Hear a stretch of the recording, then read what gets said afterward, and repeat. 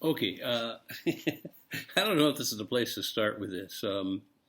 If you looked at the Sandy series, I was working at the restaurant and trying to pay the bills, feed the family, but I was also during all this time going to university, and it was Riverside City College. I think they might have even called it community college back then.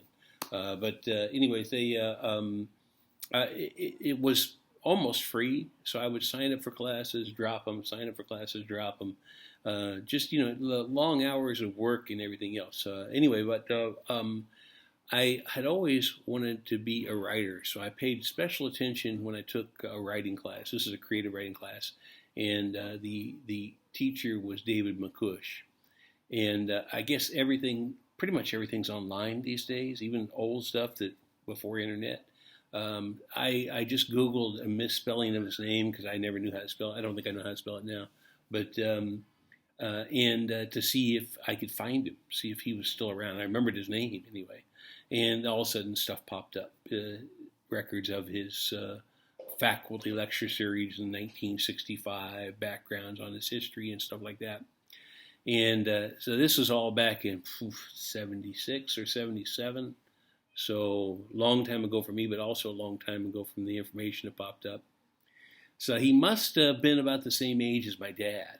The difference was he joined the Air Force when he was 16, which my dad did not do, and so so David MacCuish still saw action in the South Pacific as a gunnery sergeant. Okay, that's all from the information I looked up. And then after the war, he picked up degrees with the GI Bill. Was really good at that time. They would not only be free tuition, but they would give you some money each month. And then after he finished his degree, he went to teach at Poly High School, which was near where I grew up. It was there in Riverside as well. And he got that in 1952. He started teaching there. And then he immediately moved over to Riverside City College in 1954. So he still would have been a young professor.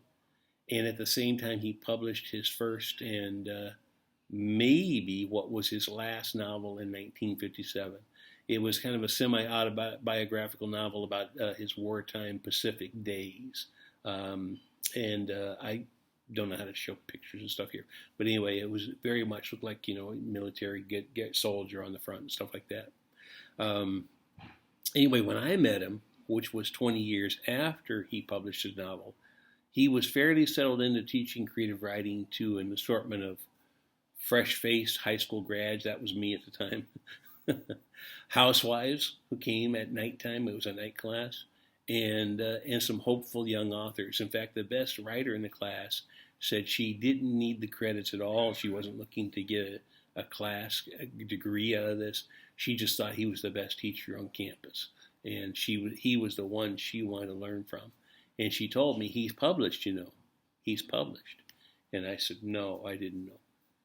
Anyway, MacCuish had been the star of the faculty series, lecture series, way back in 1965. That's where most of my information came from. According to the PDF, he was married to Sally, or Sarah, universally known as Sally in the university area, in the Riverside area, and he had four kids, ranging in ages from 10 to 17.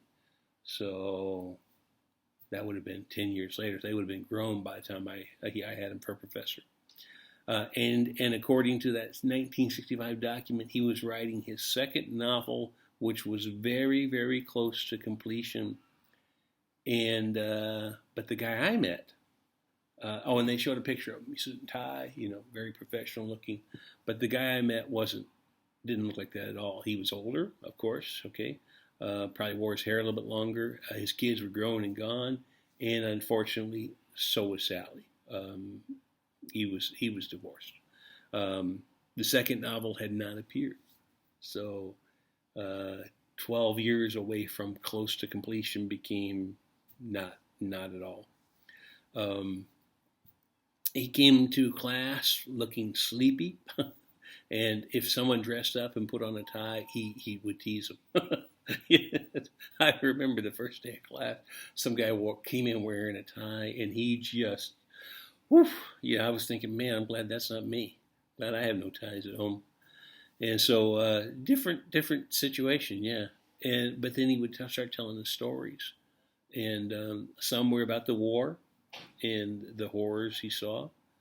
Some were about the exploits of his very best friend, his best buddy, kind of a romantic sociopath who loved and lied his way through peacetime, trying to stay a step ahead of the court martial. Yeah, just I guess I can't actually repeat the stories here, although he told them to us. So we asked him. I said, "Well, what happened to this guy?" And he said he was committed. So we insane asylum, and then he committed suicide. So not all the stories had happy endings. Do any? Anyway, some of the stories were about his year on the road. I guess the year before he became a soldier. So he would have been 15 or 16. He was, young. So he was one of the kids that left home early. Okay, and in some ways it sounded very much like a John Steinbeck kind of thing, but. Well, I'll let you figure this out. Anyway, so he was a 16-year-old adventurer. He was riding the rails. He was renting rooms by the night, the single night flop house, no kitchen, maybe a bathroom down the hall. And he was picking up a shift or two here and there, washing dishes, sweeping floors, nothing too fancy.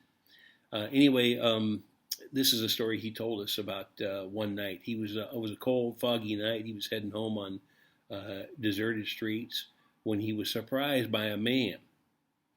The guy was wearing a long trench coat, just like in the movies, and one of these shadowy hats. But you got to remember that this would have been about 1946, 45. No, I guess even earlier. Would have been 44, 43. So it was in style to be dressed like that. Anyway, he was standing up on top of the library steps, and he says, "You got a light?"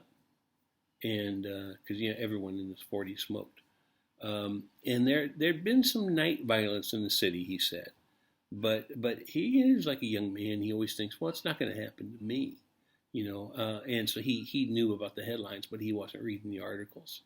And besides, it was a day and age when you're not supposed to ignore your elders. If your elders say, "Hey, come here, kid," you were supposed to go up to him. You didn't talk back and stuff.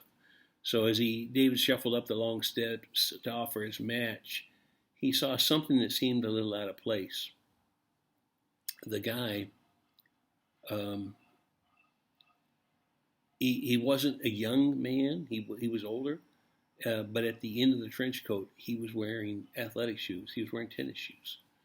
And in those days, adults just did not wear tennis shoes. They didn't wear them at all, and they certainly didn't wear them with an overcoat. And there was something about the night and the fog, the deserted street, the strange footwear, and it spooked him. And as he started to offer the match, you strike it, you hold it up to the cigarette. The guy reached out like he was steadying his hand, and then he did just a firm on grip on his hand. But they twisted away and dropped the matches and just took off running. Remember, he's a 16-year-old kid, and he's running as fast as he can. But the guy in the tennis shoes was right behind him, chasing him just as fast as he could down these quiet streets, nighttime, fog rolling in. Anyway, David ran till his side started to hurt. It split, and he just couldn't lose him. It's as if they were both running for David's life. And he was too scared to scream. I don't know if anybody would have came out anyway. He put all his energy into running. So he took off down some side streets, weaving and shifting, looking for a light, a friendly face.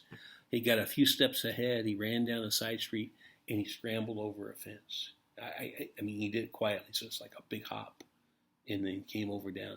And then, too tired to move and to keep running, he just plastered himself flat against the fence, hoping the guy would just run by.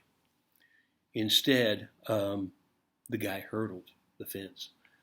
David said, without even touching it, he jumped over the fence and came down light on his feet like a cat. And he stopped. So David's plastered up against the fence, holding his breath. The guy is standing just a few feet in front of him, looking, peering into the darkness. And David got as small as he could, trying to be as invisible as possible. And the seconds slipped by, and then the shadowy man ran off.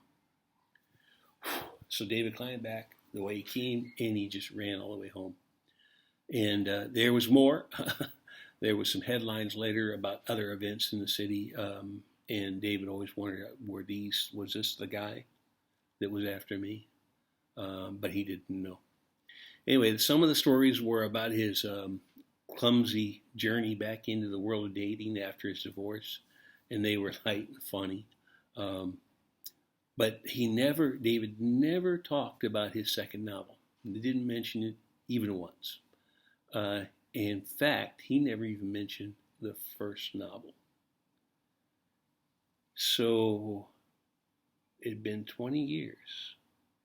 He was supposed to be on the verge of publishing that second one.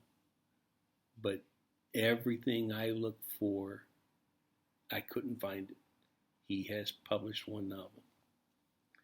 And I remembered what that really good writer in the class said. He's published, you know. And my reply was, I didn't know. Yeah, he's got one book out and he's working on another.